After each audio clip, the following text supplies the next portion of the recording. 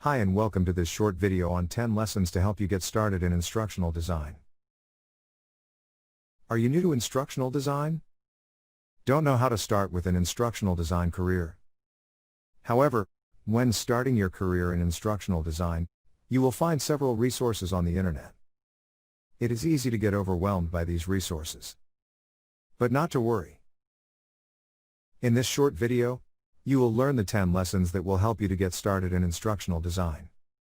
So, let's see each lesson in detail. Feel free to pause the video to read the lessons list. Lesson 1. Familiarize yourself with instructional design theories. If you are a novice with a completely different background, then you can start with the instructional design theories that will provide you the foundation that is critical for your new role. You will find these theories and their several versions on the internet. But, remember that as a professional instructional designer, these theories are simply your tools. Bear in mind that you do not need to apply these theories end-to-end to your courses. But, feel free to experiment and adapt the learning theories to your needs. To do that effectively, you do need to understand the principles and the crux of the theories and keep referring back to them as and when you work on your projects.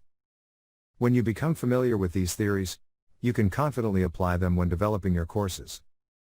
So, first, master the rules, then as you develop a trained instinct, bend them any way you like to create the best possible outcome. Lesson 2.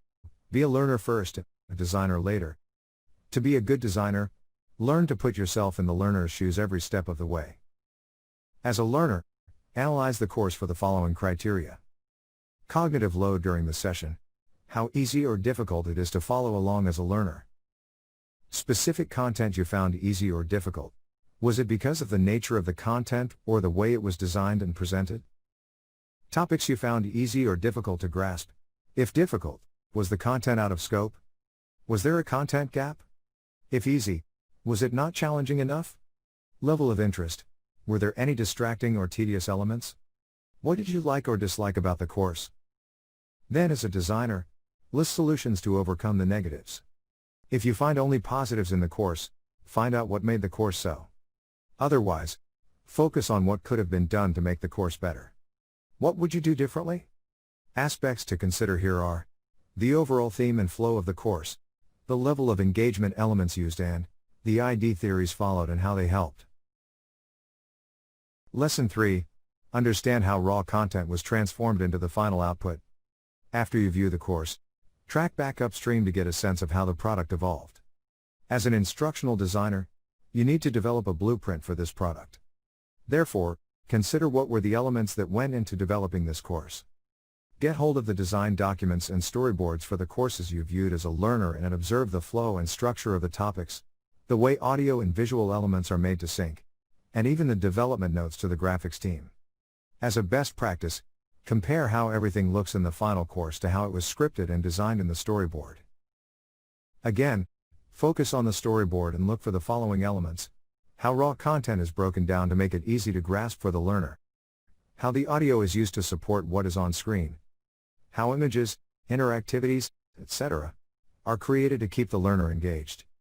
Make sure to put yourself in the designer's shoes and think of how you would do it if you had to work on the same course. Lesson 4. Before you even begin. When you are assigned a project, ensure that you understand all aspects that are relevant to you as an instructional designer. The best way to do this is to understand the need for this particular course and what will make it successful.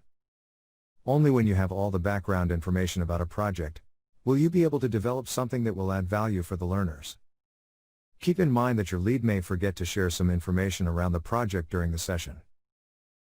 So, ask the right questions, such as, why is this training being developed? Who is the target audience? What is the type of content? Here's where Bloom's taxonomy will help. What is the working process? Has the client shared any design preferences? What is expected of me? If you are lucky, your lead will have created a high-level design document. Request your lead to discuss this document with you before you begin. Lesson 5.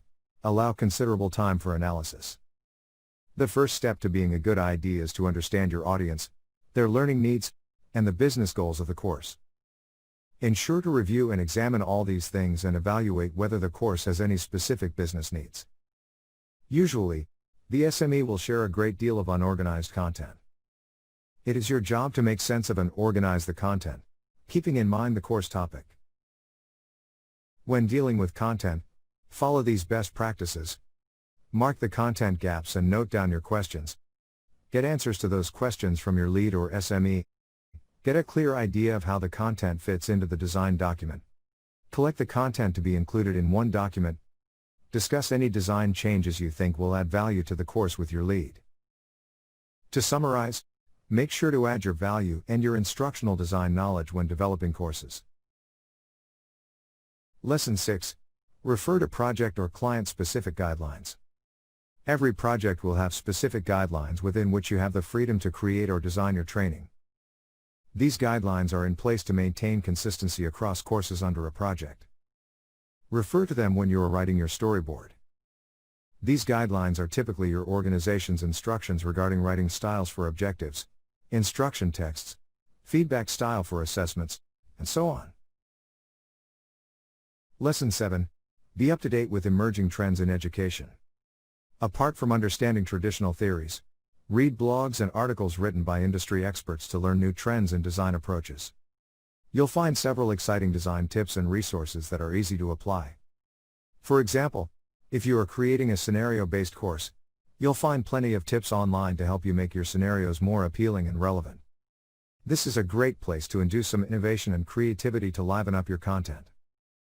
Here are some hand-picked blogs that keep you updated on industry trends and provide relevant tips and tricks to help you stay current in the ever-evolving and exciting world of instructional design. Feel free to pause the video to check the list of blogs. Lesson 8. Storyboarding. Once you have all your elements in place, it's time to convert your design document into a detailed screen-by-screen storyboard, keeping in mind the following: instructional design theories, your findings as to what works and doesn't, information from the knowledge transfer session, final content, project guidelines and ID trends. In a storyboard, you need to keep in mind what the learners will see, hear, and do on each slide. A great tool to help you with this is the Component Display Theory, CDT, which helps you determine the level of performance needed for a piece of content.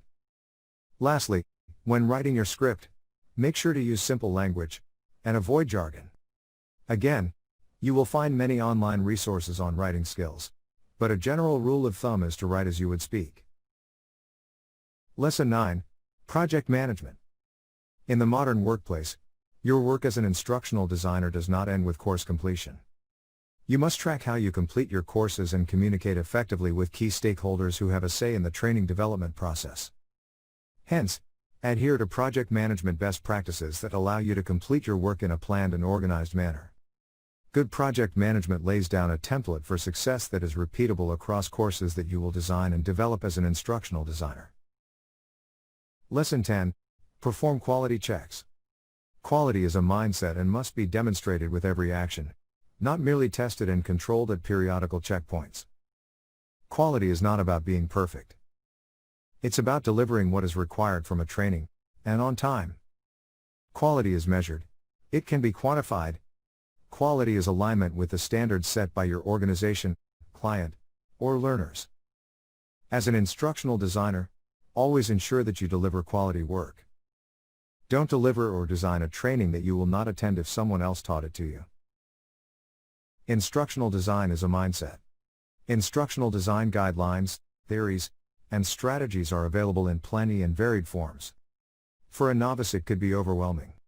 Hence, start by following these 10 lessons as they form the basis for almost all theories, tips, or best practices related to the field. Thanks for watching this video or reading the ebook. Stay tuned for more free content and tips from us.